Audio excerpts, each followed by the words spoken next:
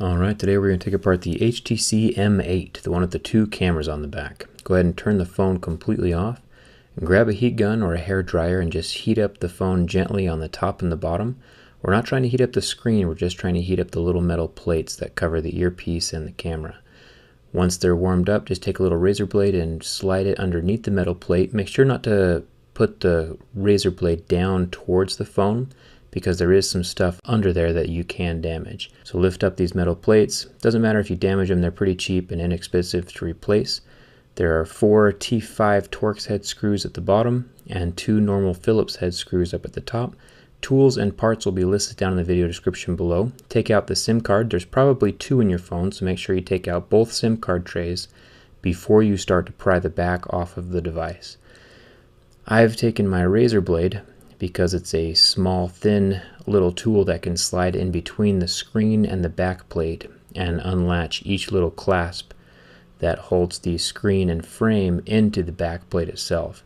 It is a pretty big pain trying to get this thing apart. It is not easy. I did take a little bit of heat and heat up the back of the phone as well, just in case there was some adhesive back there holding the screen onto the metal frame itself. The whole take apart process took about 10 or 15 minutes, so go slow and take your time as you're pulling that back plate off. Here's the back plate itself. You can see a little screw holes and the camera lenses. There is a glass camera lens up for the top camera, so if that breaks, you're just going to have to pop that out of its little slot and replace it from the inside. Take off the tape that's holding down the little ribbon cable connectors. There's 2 of those. Make sure you put this in a spot where it won't get damaged, because you will want to put it back on the phone again when we're done. Lift up each of these little white clasps. They can break, so be very careful as you're lifting them up. Probably use a little plastic tool. And then you can just slide the little ribbon cables out from the little clasp itself once it's lifted up. Pretty straightforward. You can just watch as I'm doing it here in the video. Once again, all replacement parts and tools will be found in the video description below. You can grab these little wire cables and lift them up. These ones are attached down towards the charging port. And then this one right here along that side as well. There's some more ribbon cables up here along the top. This is the most ribbon cables that I've ever seen in a phone, so congratulations HTC. There's 2 screws holding down the battery connector to the motherboard, so just lift that up and you can see it's just kind of like a little Lego connection. Once you lift it up, it's unsnapped. There's 3 screws holding on the motherboard to the frame, so take those out. 2 more wire cables up at the top, and the motherboard will slide away from the phone. So here's the motherboard. It's got the Qualcomm processor in it, as well as all the memory and RAM and everything else that your phone needs to work. None of it is user replaceable, so unless you have some pretty complex soldering tools, you're just out of luck. Here is the loudspeaker, which is user replaceable. It's got just a little ribbon cable connector that plugs into the motherboard, and once again the parts will be listed in the video description below. Just like the charging port, lucky for us, is replaceable. Usually one of the things that goes out first on a device. The headphone jack is also included with this part as well, which is nice. Battery comes out fairly easily. There is a little bit of adhesive that holds it to the LCD, so be careful when you're sliding your pry tool underneath, because all of the pressure is going on the LCD as well. And if you plan on reusing your screen, you want to be gentle. Make sure you pull away those volume rockers as well, so you don't damage that cable when you're pulling the battery out. Here's the battery. It's a 2600 milliamp, pretty decent size for a cell phone.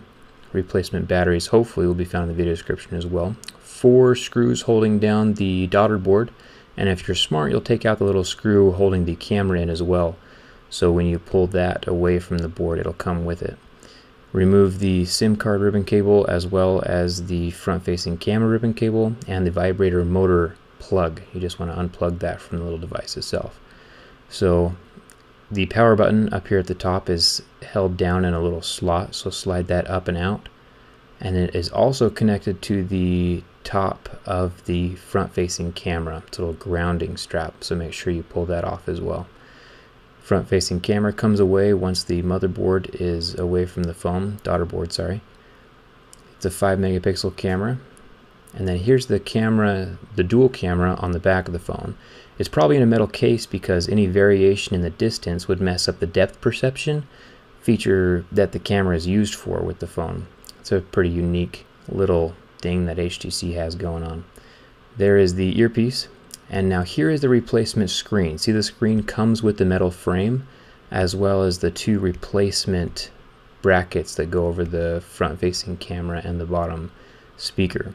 So if your replacement screen does not come with all of this stuff, you probably bought the wrong piece, and you're going to want to get the whole replacement kit, because the glass only repair is a completely different repair and very, very, very difficult. Now to put the phone back together, I clasped the rear facing camera into the motherboard first, daughter board, and then set that into place along with the front facing camera. Just plug those little ribbon cable connectors in like Legos, slid the power button back down into a slot and grounded it on top of the front facing camera again.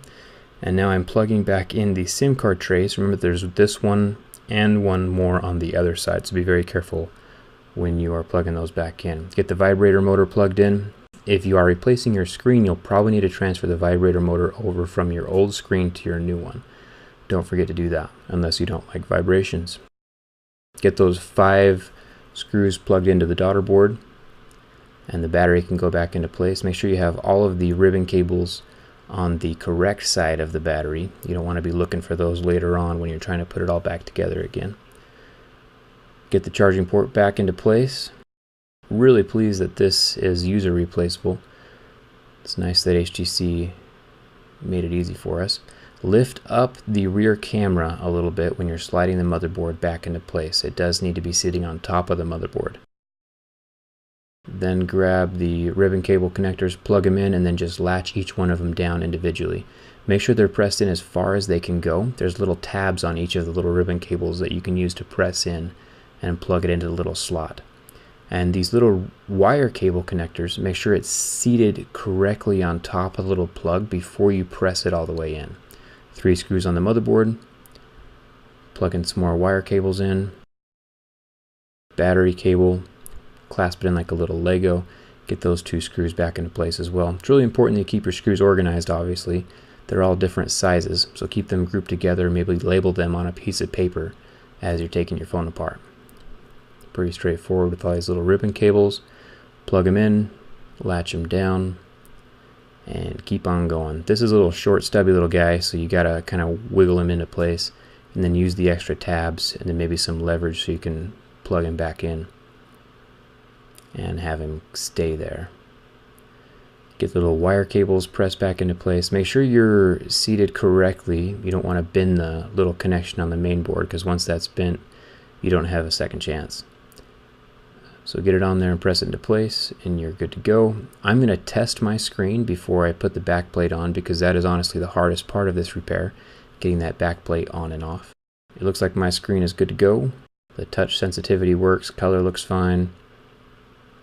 If you have any lines or anything else in your screen, test the connections first. If they are still there after all the connections are good, then you probably have a bad screen. Get the tape back into place over those ribbon cable connectors. And then I had a problem with my power button falling out. I don't know if that's going to be an issue with everybody, but just make sure that's placed well into the frame. And then start with the charging port end of the phone. And then once that's pressed in, you can press the rest of the phone in place. My power button fell out again, but after some convincing, I got it back into place and snapped the screen back into the metal frame. And you can see it snapped in fairly well. You can hardly tell that the phone has been taken apart. Make sure to screw it back in, bottom 4 screws and the top 2 screws. Now here's the cool part. These are the replacement metal pieces for the top and bottom of the phone. They're actually really inexpensive, so it's probably worth your time to buy the replacement ones instead of trying to make the old ones work. They come with their own adhesive, which is really nice. You can just take it, press it into place. I usually lined it up with the bottom of the screen and then just snap the rest of it into place fairly easily. Pretty straightforward. I did find out that the lens from my first piece and second metal piece was different, so I had to take off the front facing camera lens from the old screen and then use the new screen pieces to just set over the top of it, and it worked a lot better. You can see the old camera lens just sitting there on the bottom. But since it has a new one, it's just fine. Make sure there's no dust or anything down inside of that when you're putting it back together. Get the SIM cards in place. And there you go. Once again, all parts and tools and everything that you'll need will be found in the video description below. Don't forget to like if this video helped you, and don't forget to subscribe. Thanks a ton for watching. Hope to see you around.